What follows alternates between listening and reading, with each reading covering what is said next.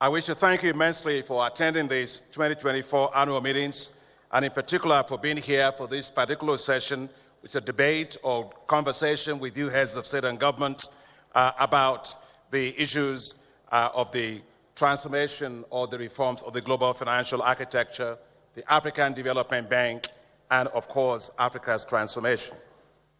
This is one topic that I know is close to your heart, as you all have been advocating for the reform of global financial architecture, the reforms of the United Nations, including the United Nations Security Council, and we just heard from His Excellency President Ruto all about that. And why is that being done, or why is that necessary?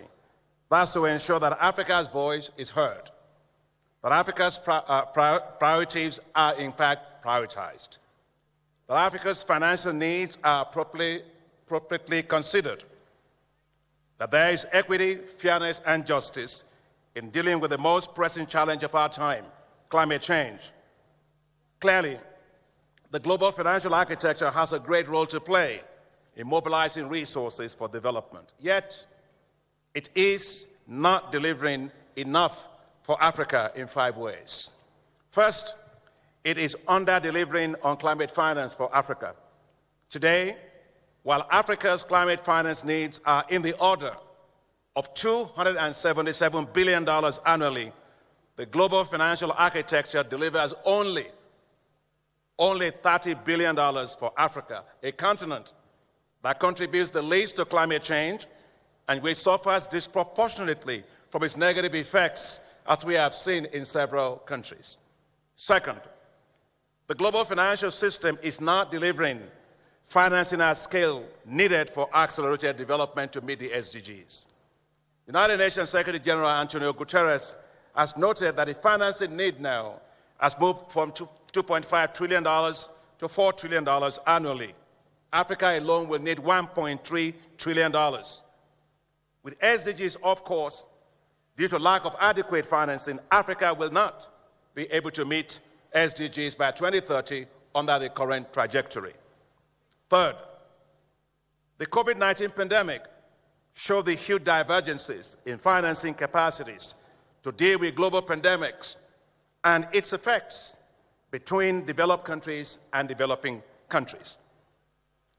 While developed countries provided over $19 trillion to support their economies during this crisis, pandemic, equivalent to roughly 18% of the global GDP, African countries provided only $83 billion, or 3% of their GDP.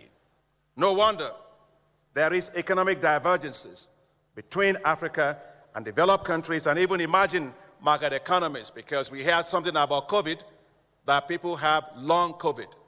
But now also in terms of fiscal space for African countries, it's a long COVID in terms of fiscal space because it takes a long time to be able to recover from such pandemics like that. Fourth, the global contingent financing facilities have not been fair and equitable.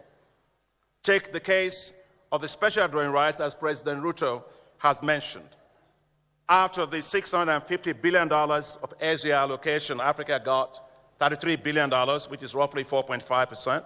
In other words, those that needed it the most got the least. However, I want to really thank the IMF. I want to thank my sister, Kristalina Georgieva, and all our team at IMF, and of course the IMF board, for recently approving the use of SDRs as hybrid capital, which of course multilateral development banks like us can leverage 3 to 4 times and deliver greater impact based on the model that the African Development Bank and the Inter-American Development Bank have developed. We're very grateful for that support.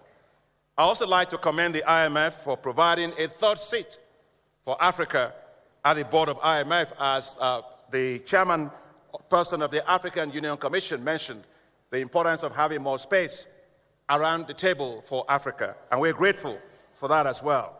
The admission of African Union to G20 is also a commendable development, long overdue. Fifth, the global financial architecture is failing in dealing with the high rising debt burdens of African countries. While the G20 Common Framework is working to address these challenges, and we support it, to achieve equal and comparative treatment between official creditors, private creditors, and commercial lenders. The process, however, is taking way too long. Unfortunately, we shouldn't forget that Africa went through stints like that in the 90s. The Multilateral Debt Relief Initiative, also the Highly Indebted Poor Country Initiative, that just dragged on, and unfortunately, we had a lost decade because of that. There's therefore a need for speedier, comprehensive resolution of debt burdens of countries. It's hard to run up a hill with a backpack of sand behind one's back. So while globally the Debt Service Suspension Initiative helped to defer due debt service payments, it only postponed it. It did not solve the problem. There is need for more timely, comprehensive debt treatment, debt restructuring, and debt resolution for African countries. And finally, Your Excellencies, the rules of global taxation, as President Ruto rightly mentioned, need to be modified to ensure that they are serving developing countries.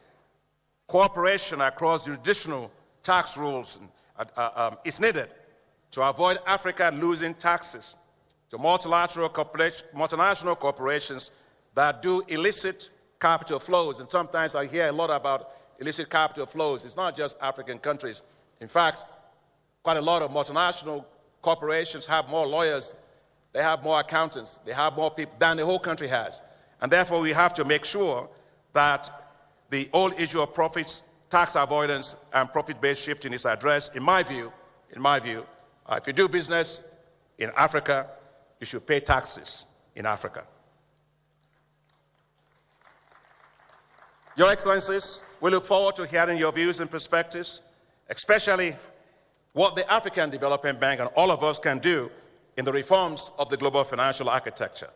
I'm particularly delighted that my dear brother and friend and colleague, His Excellency Dr. Mohamed Al-Jazal, President and Chairman of the Islamic Development Bank Group, is here with us today at our annual meetings, and he will also be sharing with you some thoughts ahead of your conversation. Once again, thank you, Your Excellencies, for your participation. It's a great honor for us to have you. Thank you very much.